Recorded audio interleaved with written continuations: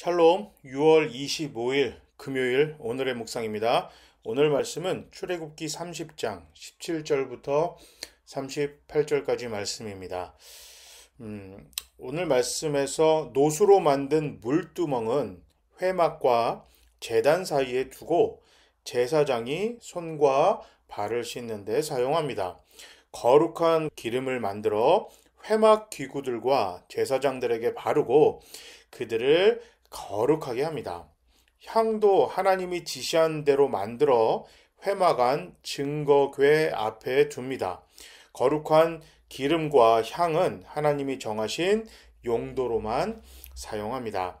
23절에 나오는 육개라는 말은 육개수 나무 껍질에서 채취되는 향물입니다. 이게 히브리어로 킨나몬인데요. 계피와 좀 비슷하다고 생각하시면 됩니다. 소합향은 몰약의 수액에서 정제한 향을 가리킵니다. 나감향은 홍해, 지중해에 사는 조개류의 껍질에서 채취한 향입니다. 풍자향은 회양풀에서 추출한 액상의 향이고, 유향은 유향나무에서 채취한 진액으로 만든 향입니다. 34절에 여러 가지 향들이 나오는데요. 하나님께서 정하신 향들로만 사용해서 향을 이제 피웁니다. 이제 물두멍은 씻기 위한 기구입니다. 회막과 번제단 사이에 두는 큰 노수로 만든 항아리 같은 것인데요. 물두멍은 더러움을 씻고 정결하게 된다는 상징을 의미합니다. 제사장들은 회막 안으로 들어가기 전에 제단에서 손발을 씻습니다. 성막 안으로 들어오면서 이제는 성막 밖에서의 내가 아니라 성막 안에서 하나님 앞에 제사를 드리고 성막의 일을 감당하는 제사장입니다. 이런 자세를 가지고 손과 발을 씻고 제사장의 업무를 보기 시작합니다. 20절, 21절에 보면 그렇게 안 하면 하나님이 죽는다 경고하셨습니다. 성막 밖에서의 삶과 행동과 마음의 자세를 그대로 가지고 들어와서 제사장이 제사의 업무를 보게 되면, 예를 들어 볼게요. 헌신의 제사를 아침과 저녁으로 드립니다. 제사장들이 그 옆에 서서 웃으면서 떠들고 자기가 집에서 있었던 일, 밖에서 있었던 일을 자꾸 얘기를 하고, 아는 사람이 오면 그 아는 사람하고 인사하고, 이렇게 제사를 드린다면 제사장들이 그런 태도를 보이는데 백성들은 제사에 집중하지 못하겠죠. 그리고 제사장들하고 이제 이야기를 하고 떠들고, 그러다 보면 하나님은 잊혀지고 형식만 남아버리게 됩니다. 예수님 시대가 그랬어요.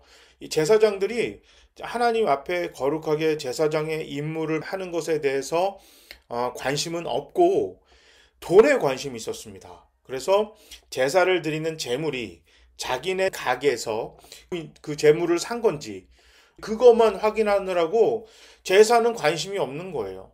제사 드리러 온 사람들은 제사에 오롯이 집중하는 것이 아니라 자신들이 드리는 이 제물이 제사장들 가게에서 산 이것을 증명하는 것에만 신경을 쓰고, 거기서 통과하면 이제 다 됐다 이렇게 생각하는, 정말 강도의 속을, 교회가 아닌, 기도하는 장소가 아닌, 예배 드리는 장소가 아니게 되었던 것입니다. 성경에서 말하는 거룩하다라는 것은 세상과 다르다, 구별하다라는 뜻이에요.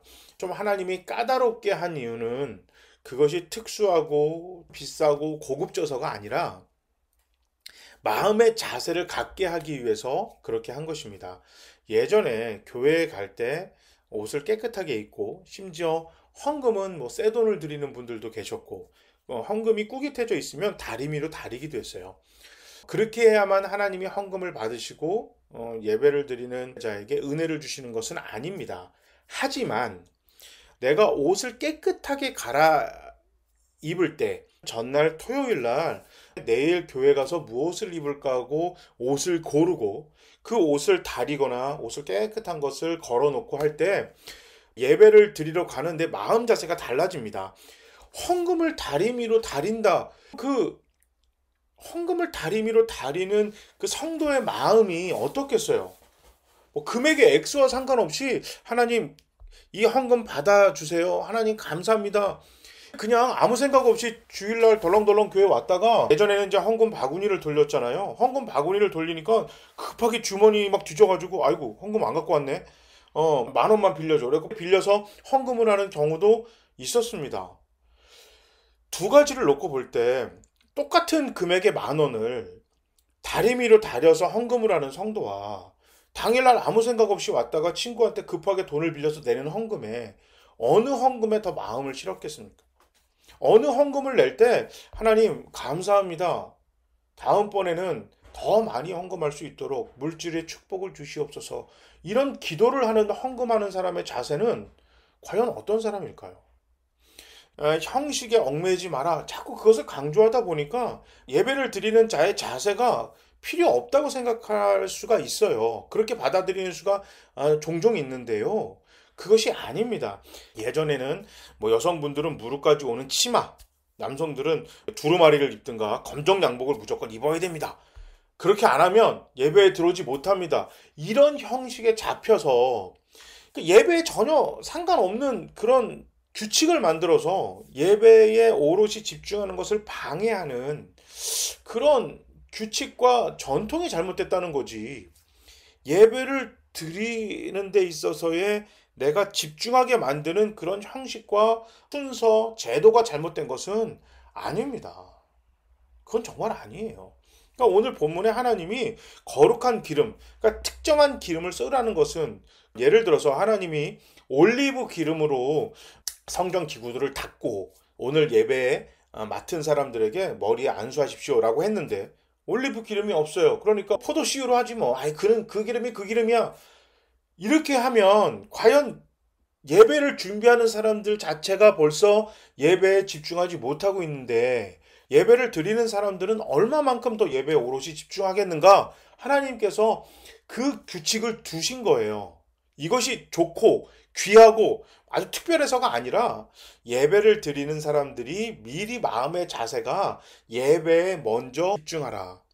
예전에 뉴저지에 있을 때 담임 목사님께서 대표 기도를 하시는 분들은 꼭 집에서 준비해갖고 글로 적어 오셔서 그걸 보고 읽으시기 바랍니다. 그러니까 어떤 분들은 불편하신 거예요. 평생 뭐 기도를 많이 하셨던 분들은 그거 꼭 준비해서 기도해야 되냐. 내가 기도 한두 번 한 것도 아닌데 앞에 나가서 그냥 대표 기도하면 되지 않겠는가? 이런 질문을 하셨어요. 그때 목사님께서 집에서 기도문을 준비할 때 한자 한자 써내려가든지 그 컴퓨터로 타이핑을 치면서 내가 먼저 기도하는 자의 자세로 그 기도문을 준비하면서 은혜를 받을 거 아닙니까? 그리고 당일날 대표 기도를 하면서 기도문을 보고 읽으시면서 전날 받은 은혜가 더 큰 은혜를 받는 아주 좋은 기회가 되실 겁니다. 그래서 기도문을 꼭 준비하십시오. 기도문을 준비 안 한다고 하나님께서 뭐 기도를 안 받으시는 거 아닙니다. 급하게 갑자기 기도해야 될 때 어떻게 기도문을 준비하겠어요. 하지만 그 목사님께서 말씀하셨던 그 태도가 오늘 본문에 하나님께서 말씀하신 예배를 준비하는 자의 자세입니다. 하나님의 자녀로서 또 예배를 준비하는 자로서 예배를 드리는 예배자로서 하나님을 만날 준비를 미리 하는 겁니다. 세상에 복음을 전하는 전도자로서 복음을 전하기에 앞서서 성령의 은혜를 먼저 받는 자세가 필요한 것입니다. 이것이 거룩한 거예요. 이것이 거룩한 것입니다. 그래서 시간도 옷도 그리고 헌금도 여러분 미리미리 준비하시고 이렇게 예배에 더 집중할 수 있게끔 허겁지겁 와서 그냥 예배 드리지 않게끔 한번 준비해 보세요. 이거는 그렇게 하지 않는다 그래서 하나님이 예배를 안 받는 건 아니시지만 그래도 내가 예배에 집중하는데 정말 자세가 달라질 겁니다. 그래서 전날에 편한 옷이라도 골라보세요. 헌금은 준비해보세요. 온라인 헌금하시는 분들도 교회 출발하기 전에 먼저 온라인 헌금을 보내보세요. 정말 자세가 달라집니다. 이것을 부모가 집에서 하는 모습을 보이면 자녀들도 달라질 겁니다.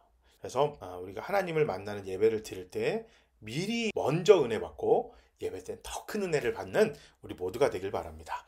제가 한번 기도하겠습니다. 사랑의 하나님 감사합니다.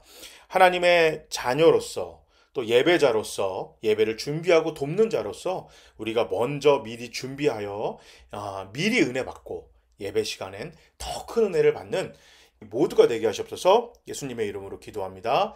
아멘. 오늘 하루도 여러분 시작할 때 기도하면서 하나님의 자녀로서 교회로서 세상에 하나님의 사랑을 전하는 거룩한 우리 모두가 되겠습니다. 이 자세로 힘차게 살아갑시다. 자, 모두 샬롬.